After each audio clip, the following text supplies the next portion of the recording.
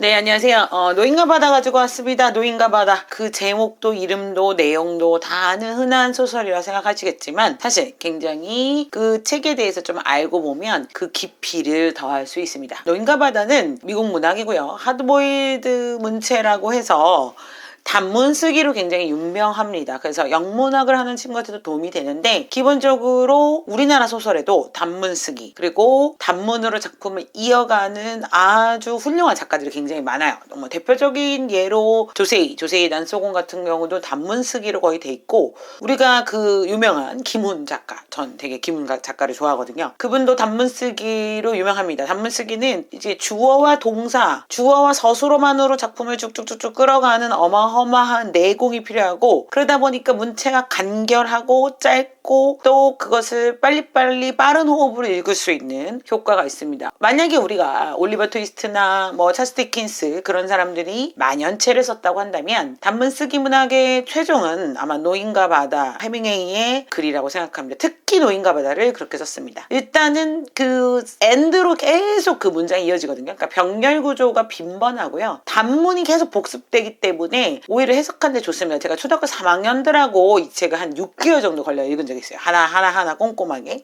그다지 어려운 단어가 나오는 게 아닌데 반복되거든요. 그래서 반복 학습이 굉장히 좋고 내용은 되게 단순하지만 그것을 향해 가는 그 짧은 호흡에 짧은 문장들이 촘촘하게 직조되어 있어서 아주 수업 자료라도 아주 저희 강독식 프로그램의 기본 자료로도 아주 좋은 책입니다. 보면 뭐 배나 낚시줄 또 청새치 서더리 같은 어휘가 반복되는데 그 함축은 매번 달라집니다. 동일한 어휘가 맥락에 따라 그 의미가 바뀌니까 맥락을 계속 읽는 훈련이 될 수 있어요. 딱 같은 뜻이라도 이 맥락에서 좀 다른 뜻으로 쓰이고 이 맥락에서 이런 함의를 갖고 이렇게기 때문에 노인과 바다도 좋은 텍스트고요. 추론은 당연히 있죠. 문학이기 때문에. 근데 예를 이제 바다라든지 그다음에 마놀린이란 소녀, 노인을 쫓아다니는 그 소년의 상징적 역할이라든지 그다음에 뭐 청새치의 비유나 상어떼 이런 것들이 추론적 이해와 비판적 이해를 동시에 할 수 있고 추론과 비판적 이해를 너무 많이 해야 되는 소설이 보통 많다면 이 정도는 아닙니다.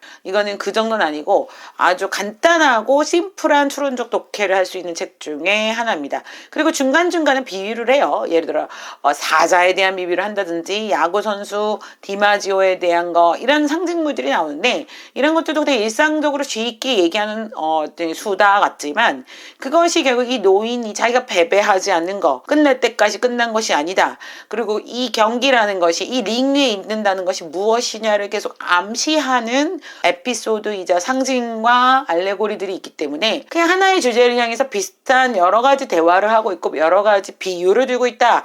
이렇게 볼 수 있습니다. 서사 구조는 아주 단순합니다. 출항에서 투쟁, 귀양 요 세 개밖에 없죠. 그러니까 발단, 전개, 위기, 절정이 정확한 작품이기 때문에 배우는데 조금 더 압축적이고 깔끔할 수 있고요. 우리가 학생들이 이런 걸 했을 때 여러 가지를 생각해 볼 수 있는데 이거 어떤 아이는 뭐 모험 이야기로만 읽을 수 있고 또 어떤 조금 수준 있게 이것을 깊게 읽는 학생은 인간 존재에 대한 우화로도 읽을 수 있고 또 인간의 어떤 그 패배하지만 파괴될 수 없는 실존주의적 측면으로까지 읽을 수 있어 단계별로 작품을 풍부하게 이야기할 수 있습니다. 자, 당연히 아시겠지만 정말로 노인과 바다 다 알지만 읽어봤나 이건 모르겠네요. 안 읽어보실 수도 있는데 사실 해밍웨이가 1952년에 이 작품을 발표합니다. 그 전에 해밍웨이가 이미 좀 너무나 많은 작품들을 쓰고 공백기가 길었기 때문에 되게 과소평가되었다고 해요. 그리고 또 해밍웨이가 실제로 굉장히 자신이 누구를 위하여 종을 울리는가 이런 거 썼을 때 자신이 되게 감시받고 있다. 자신이 너무 두렵다. 뭐 우리로 치면 국정원이 자기를 감시한다. 막 이런 이야기를 할 때 다들 해밍웨이가 아픈 게 아닌가 어떻게 된 게 아닌가 막 이랬는데 실제로 해밍웨이가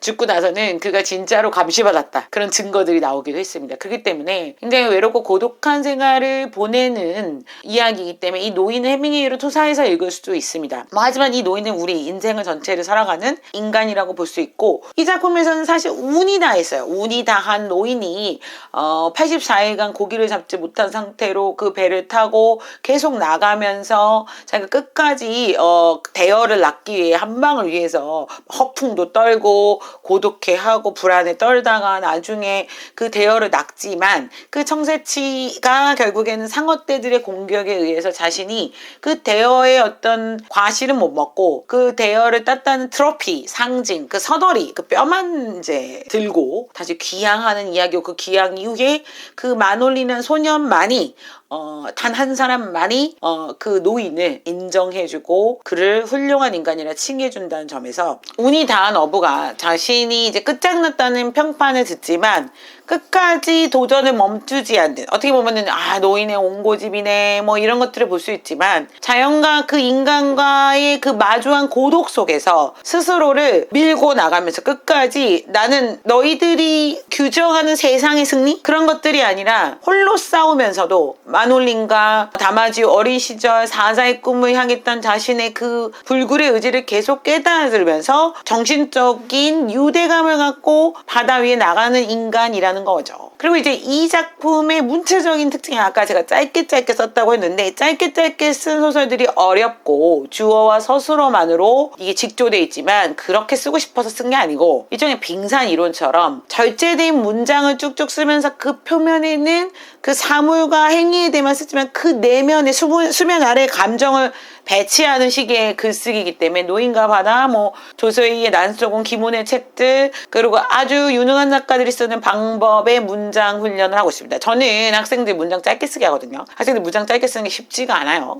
그래서 그 문장을 짧게 쓰는다는 점에서도 굉장히 중요한 좋은 독해적 텍스트가 될 수 있을 거고요. 조금 더 노인과 바다에서 일반 분들이 몰랐던 것은 사실 성경의 비유도 있습니다. 오래도록 그 돛대를 어깨에 메고 언덕을 오르는 장면이랄지, 뭐 손바닥에 난 상처 7번을 외치는 장면, 이런 게 일종의 그리스도의 순환과 겹친다는 점에서 성경 모티브적 소설의 특징도 있다. 그리고 그런 것들을 막 사람들이 독해를 시도했는데, 사실 미에는 이렇게 말했답니다. 바다는 바다고 노인은 노인이며 물고기는 물고기라고 했다고. 너무나 그것을 막 니네 마음대로 종교적으로 해석하지 마라 이런 말도 했는데, 사실 그것은 마치 우리 스님들의 그 도에 튼 대사 같은 이야기죠. 그리고 사실 이든 결국엔 영웅인가, 그리고 그 패배 속에서 품격을 유지하는 인물은 어떤 인물인가 해서, 사실 이게 이제 1950년대 보수적인 미국의 남성성의 이념을 그리고 있다. 보수적인 남성들이 이것에 되게 남성성에 집착해왔고 사자꿈이 그렇습니다. 그리고 또 영웅놀이에 좀 빠져있다. 이렇게도 비판적 독해도 가능하고요. 또 식민주의 생태 비평 독해 당연히 가능하죠. 사실 쿠바라는 배경이 사실 되게 중요한데, 노인은 사실 식민주의적 생태적 비평적으로 봤을 때 청새치를 사냥하는 영웅적 투사지만 자연의 입장에선 착취당하거나 정복자 인간의 횡포거든요. 그렇게도 독해할 수 있고 그렇게도 토론할 수 있기 때문에 자연에 대한 착취 서사를 영웅 서사로 둔갑한 것이다 라고도 해석할 수 있고, 또 마놀린이라는 소년이 단순한 조력자인지 그 노인의 정신을 계승하는 사람인지 이런 것들도 볼 수 있었습니다. 전혀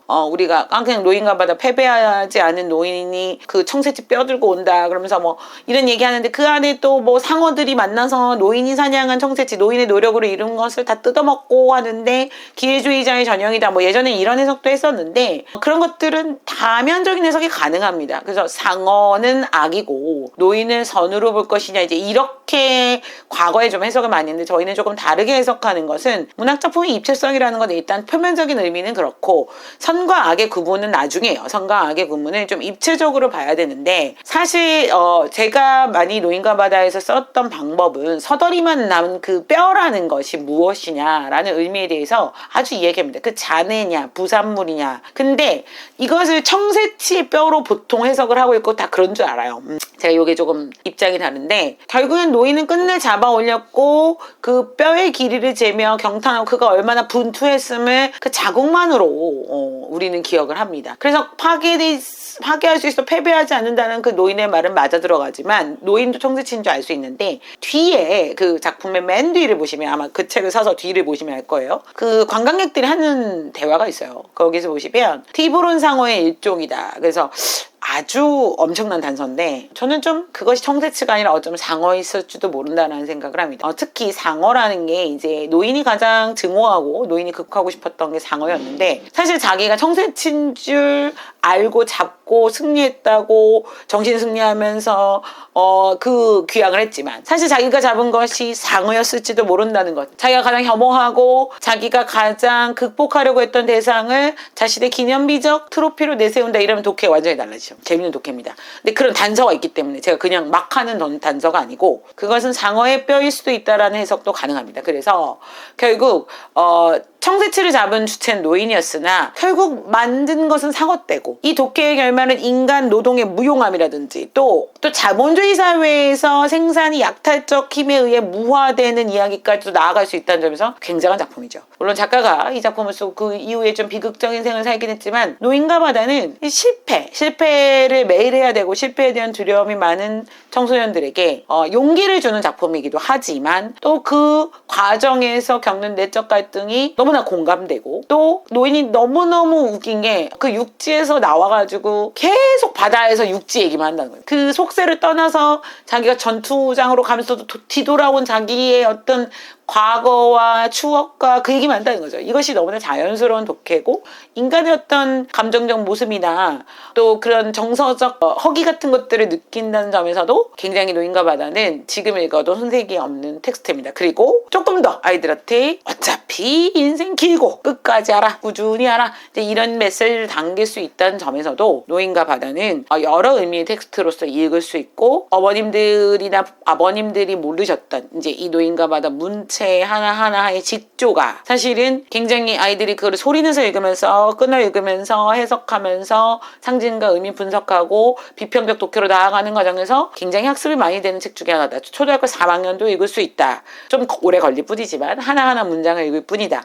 그리고 이런 책들이 고전은 생각보다 앞에 있는 30페이지의 모든 주제가 집약돼 있고 그 주제가 전 페이지를 거쳐서 반복되기 때문에 그 반복의 훈련이 최고인 텍스트라고 제가 늘 말씀드리거든요. 그래서 노인과 바다가 별 큰 사건이 없어서 지겨울 수 있지만 그것의 의미를 계속 곱씹으면서 읽기에 아주 좋은 책이고 이런 선생님의 재미있는 가이드와 안대가 있다면 훨씬 노인과 바다가 좋은 텍스트로서 학생들에게 의미 있는 텍스트가 될 수도 있고 다시 읽고 이제 어른이 돼서 다시 읽었을 때 완전히 달라질 수도 있다는 점. 자, 노인과 바다로 왔고요. 다음에 더 좋은 책으로 또 말씀드리겠습니다.